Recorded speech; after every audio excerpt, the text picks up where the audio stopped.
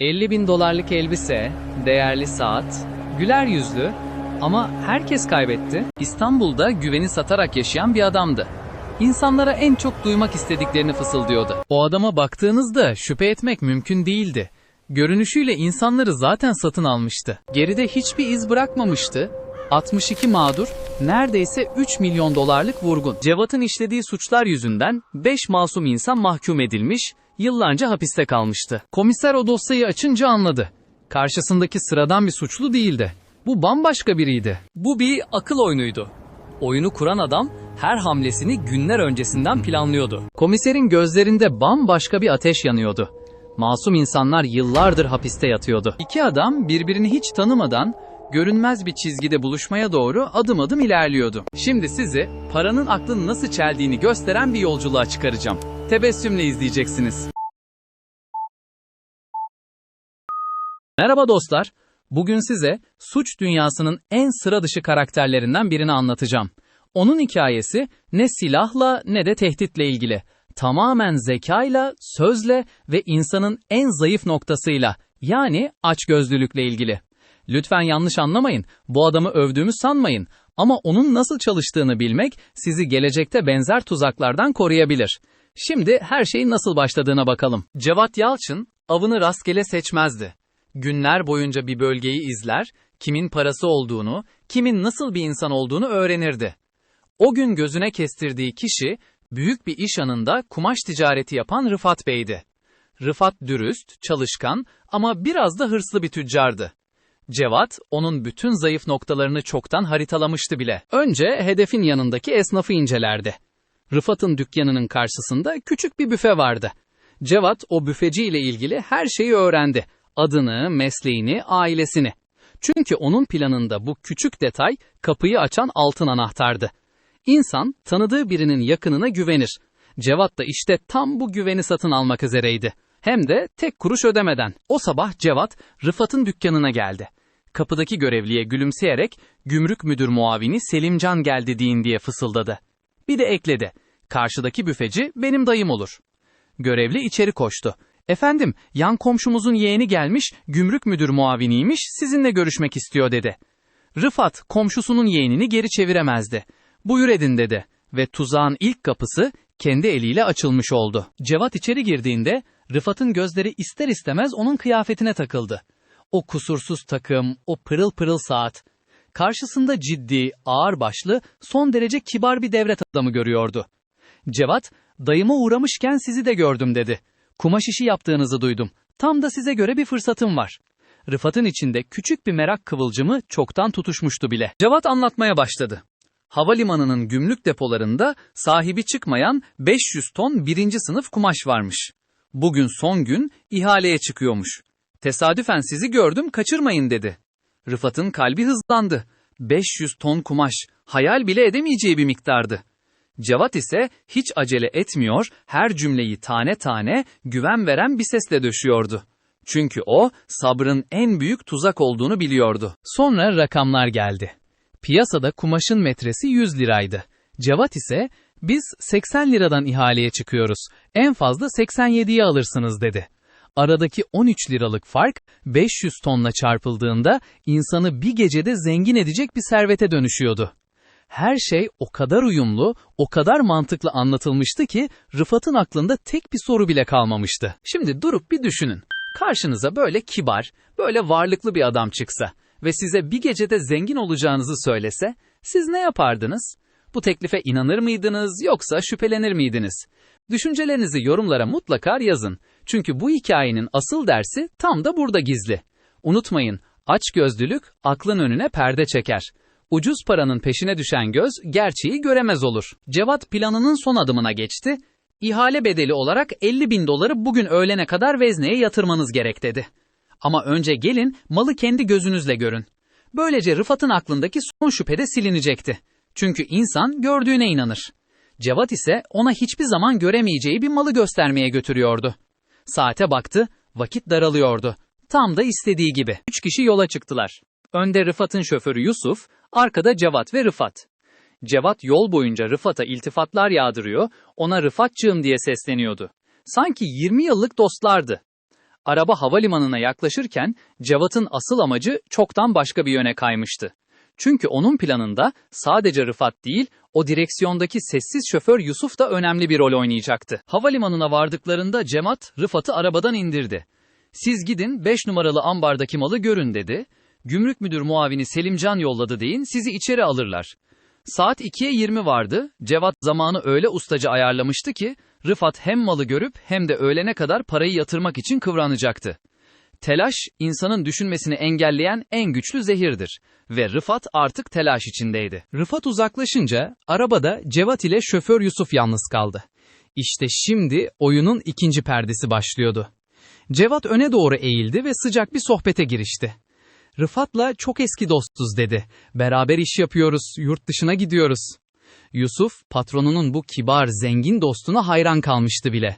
Çünkü Cevat, insanları etkilemenin en ince yollarını avucunun içi gibi bilirdi. Sonra Cevat, kolundaki saati çıkarıp Yusuf'a gösterdi. "Bak," dedi, "bu saat $50.000. Ben bunları yurt dışından getiriyorum." Yusuf'un gözleri kamaştı. Cevat gülümsedi ve ekledi. "Sana da bundan bir tane getireyim, $20.000'lık, hediyem olsun." Yusuf inanamıyordu. Bir anda patronunun değil, bu cömert adamın adamı olmuştu. Cevat, şoförün de aklını çoktan satın almıştı. Cevat durmadı. "Yurt dışından parfüm de getiriyorum," dedi. "Yengeme bir set ayarlayayım." Sonra memleket sohbetine girdi. "Sen nerelisin?" diye sordu. Hangi cevabı alsa, "Benim de bir tarafım oralı," diyordu. Yusuf artık tamamen büyülenmişti. Saat, parfüm, hemşerilik derken o direksiyondaki adam çoktan gitmişti. Cevat'ın kelimeleri bir örümcek ağı gibi fark ettirmeden örülmüştü. Şimdi durup bir düşünün. Karşınızda böyle kibar ve varlıklı bir adam çıksa siz ne yapardınız? O anı yorumlarda paylaşın. Araba Şirinevler üst geçidinin altına geldiğinde saat 12'ye 5 vardı. Cevat telaşlı bir tavırla "Burada araba duramaz," dedi. "Sen parayı bana ver, ben üst geçitten karşıya koşayım, vezneye yetişeyim. Sen arabayı park et, 4. kata vezneye gel." Yusuf hiç düşünmedi. Çünkü kafasında hala o $20.000'lık saat vardı. Parayı uzattı ve son kapı da açılmış oldu. Cevat $50.000 aldı, merdivenlerden koşa koşa üst geçide çıktı. Yusuf onu gözden kaybedene kadar arkasından baktı, sonra arabayı park etmeye gitti. Ama Cevat karşıya hiç geçmedi, üst geçidin öbür ucundan hızla aşağı indi, bekleyen bir taksiye atladı ve kalabalığın içinde eridi. Birkaç dakika içinde sanki hiç var olmamış gibi ortadan kaybolmuştu. Geriye sadece 2 şaşkın adam kalmıştı. Rıfat ise havalimanının kapısındaydı. Muhafaza memurlarına 5 numaralı ambarı görmeye geldim. Gümrük müdür muavini Selimcan yolladı, dedi. Memurlar birbirine baktı. Bu sözleri daha önce defalarca duymuşlardı. İçlerinden biri başını salladı. "Hayırlı olsun, $50.000 mı gitti?" Rıfat'ın ayakları yere yapıştı. O an anladı. Ortada ne ambar vardı, ne kumaş, ne de Selimcan adında bir müdür. Aslında her şey en baştan apaçık ortadaydı. Türkiye'de hiçbir devlet ihalesi dolarla yapılmazdı. Bunu dolandırılan 60'tan fazla iş insanının hepsi biliyordu. Çünkü onlar ticaretin içindeydi. Ama açgözlülük en bildikleri gerçeği bile onları unutturmuştu. Ucuz paranın hayali akıllarına perde çekmiş, gözlerini kör etmişti. İşte Cevat'ın gerçek dehası buydu. O, insanların zaaflarını satıyordu. Vurgunu yapan Cevat ortadan kaybolmakta da ustaydı. Parayı alır almaz arabasını bir oto yıkamacıya götürür, görünüşünü değiştirirdi. Bir berbere uğrar, tıraş olur, çıkarken $1000 bahşiş bırakırdı. Hiçbir yerde iz bırakmaz, hiçbir kayda geçmezdi. İşte bu yüzden yıllarca bir efsane olarak kaldı. Adı dilden dile dolaşıyor ama yüzünü kimse hatırlamıyordu. Sanki bir hayaletti. Yakalandığında söyledikleri ise daha da şaşırtıcıydı. "Ben Robin Hood gibiyim," dedi. "Bu zenginlerin canı yanmaz, paralarını bile fark etmezler. Ben onlardan alıp garibanlara veriyorum," dedi. Gerçekten de 50 kadar yoksul çocuğun okul masraflarını karşıladığı ortaya çıktı. Ama bu gerçeği değiştirmiyordu. İyilik maskesinin ardında hayatları karartılmış mağdurlar ve hapiste yatan masumlar vardı. Kahraman değildi o. Sadece kendine bir hikaye anlatıyordu. İşte bu dosya Komiser Tarık Demirhan'ın eline geçtiğinde durum buydu. Müdürü ona "Bürodan uzak dur," dedi. "Mesain, çalışma saatin yok. Git bu adamı bul, öyle gel." Tarık'ın artık tek bir görevi vardı. Bir hayaleti yakalamak. Elinde ne fotoğraf vardı ne isim. Sadece o tarif. pahalı takım, değerli saat ve kusursuz bir kibarlık. Ama bazen bir tarif bile yeterlidir. Tarık işe havalimanından başladı. Dosyaları didik didik etti ve dolandırıcının hep aynı 4 noktayı kullandığını fark etti. Cevat, kurbanlarını ya depoların önüne ya da terminalin belli köşelerine bırakıyordu. Tarık başta bir meslektaşıyla birlikte bu noktaları gözledi. Ama günler geçtikçe yardımcısını başka bir göreve çektiler. Sonunda kocaman havalimanında bu hayaleti arayan tek bir adam kaldı, Tarık. Yalnız kalmak Tarık'ı durdurmadı, aksine zihnini keskinleştirdi. Bir sorunu vardı. Havalimanında öylece dolaşan bir adam dikkat çekerdi. Üstelik bu işin içinde belki de ona yardım eden biri bile olabilirdi. Görünmez olması gerekiyordu. Ve aklına dahiyane bir fikir geldi. Avcı, avın dünyasına girecekti. Ama öyle bir kılıkta ki kimse onu fark etmeyecekti. Tarık, havalimanında yolcuların bavullarını taşıyan o el arabalarından birini istedi. Boynuna bir yaka kartı taktı ve sıradan bir hamal gibi koridorlara karıştı. Artık kimse onun polis olduğunu bilmiyordu. Bütün gün arabasını iterek dolaşıyor, her köşeyi gözlüyordu. Dolandırıcının kıyafetini, saatini, hatta yürüyüşünü zihnine kazıdı. Görünmez bir avcı olmuştu ve sabırla doğru anı bekliyordu. Aradan koca bir ay geçti. Tarık her gün o el arabasıyla havalimanındaydı. Bu sürede Cevat hiç durmadan vurgunlarına devam etti. En şaşırtıcısı ise Kurban Bayramı'nda yaşandı. Hangi vezne açık olur ki demeden o bayram günü bile bir demir tüccarını dolandırdı. Tarık bunu duyduğunda hayrete düştü. Bu adamı durduran tek şey para hırsının kendisiydi. O hırs hem Cevat'ı hem kurbanlarını esir almıştı. Tarık artık dosyadaki her hareketi ezberlemişti. Cevat'ın kurbanını arabadan indirirken eliyle yaptığı o işaret, şoföre doğru öne eğilişi, konuşurken takındığı o kibar, güven veren tavır. Tarık bunları o kadar çok çalışmıştı ki, gözlerini kapasa o sahneyi izleyebilirdi. Artık bir fotoğrafa ihtiyacı yoktu. Çünkü o adamı hareketlerinden tanıyacaktı. Geriye sadece tek bir şey kalmıştı. Doğru anda, doğru yerde olmak. O gün geldiğinde, Tarık arabasını tam da dolandırıcının kurbanlarını bıraktığı o noktaya çekmişti. İçinde oturmuş, kendi kendine düşünüyordu. Bu adamı nasıl yakalayacağım? Tam o sırada camına biri vurdu. Bir hostesti. "Beyefendi, ben uçuşa yetişeceğim, şu yer çok müsait, arabanızı çekebilir misiniz?" dedi.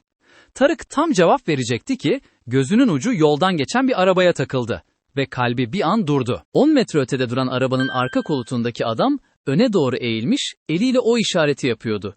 Tam olarak Tarık'ın ezberlediği işaret. Aynı takım, aynı kibar tavır. Hostes hala bir şeyler anlatıyordu ama Tarık artık onu duymuyordu. "Bir dakika, susar mısınız lütfen?" dedi. Gözlerini o arabadan ayıramıyordu. Aylardır beklediği an sonunda gelmişti. Avı tam karşısındaydı. Tarık hostese döndü, "Arabanızı hemen alın, çabuk," dedi ve direksiyona geçti. Öndeki araç hareket etmiş, havalimanından çıkıyordu. Tarık dikkat çekmeden peşine takıldı. Kalbi göğsünden çıkacak gibiydi. Yıllardır kovaladığı hayalet şimdi sadece birkaç metre önündeydi. Ama hala emin değildi. Belki de yanılıyordu, belki bu o değildi. Tek yapabileceği takip etmek ve dua etmekti. İçinden yalvarıyordu. Ne olur Şirinevler'in o yan yoluna girsin. Çünkü dolandırıcı kurbanını hep o üst geçidin altında bırakırdı. Eğer araba o yöne saparsa bu adamın o olduğundan emin olacaktı. Ve birden öndeki araç sağ sinyal verdi. Tarık'ın içi titredi. Araba tam o durakta yavaşladı ve durdu. İşte bu oydu. Hiç şüphe kalmamıştı. Av tuzağına kendi ayağıyla girmişti. Tarık arabadan indi. Arka kapı açıldı ve elinde bir zarfla bir adam indi. Tarık bir hamlede üstüne atıldı. Adam paniğe kapılıp zarfı havaya fırlattı. Durakta otobüs bekleyen onlarca insan vardı. Zarftan saçılan dolarlar yere yağmur gibi döküldü ve kalabalık paralara hücum etti. Tarık bağırıyordu. "Yardım edin, ben polisim." Ama bir yandan da adamın bileğini sımsıkı kavramıştı. Çünkü bakması gereken tek bir şey vardı. Tarık adamın koluna baktı. İşte oradaydı, o saat. Aylardır zihnine kazıdığı aynı saat. "Seni yakaladım," dedi. "Polis, kımıldama." Adam direnmeye, kaçmaya çalıştı ama ileride uygulama yapan trafik polisleri yetişti. Onu yere yatırdılar, kelepçelediler. Yıllardır yakalanması imkansız sanılan hayalet, sonunda kalabalık bir otobüs durağında, kendi parasının ortasında yere serilmişti. Tarık'ın aylarca süren sabrı sonunda meyvesini vermişti. Onu karakola getirdiklerinde herkes ayağa kalktı, alkışladılar. Çünkü bu sadece bir dolandırıcının yakalanması değildi. O gün onun yüzünden hapiste yatan 5 masum insan özgürlüğüne kavuşacaktı. Cebinden çıkan kimliğe baktıklarında gerçek adını öğrendiler. Cevat Yalçın. Eşi saygın bir eczacıydı ve kocasının bu hayatından hiç haberi yoktu. Ama tüm aramalara rağmen dolandırdığı milyonlardan tek kuruş bulunamadı. Para sanki buharlaşmıştı. Cevat Yıldırım sadece para çalmadı, insanların en kırılgan yanına, umuda saldırdı. Peki sizce bu hikayede en büyük hata ne? En akıllı insanı bile kandırabilen bu tuzağa siz düşer miydiniz? Düşüncelerinizi yorumlara yazın, kanalımıza abone olun, bildirim ziline basın. Videomuz burada sona eriyor. Umarım beğenmişsinizdir. Bir sonraki hikayede buluşmak üzere. Hoşça kalın.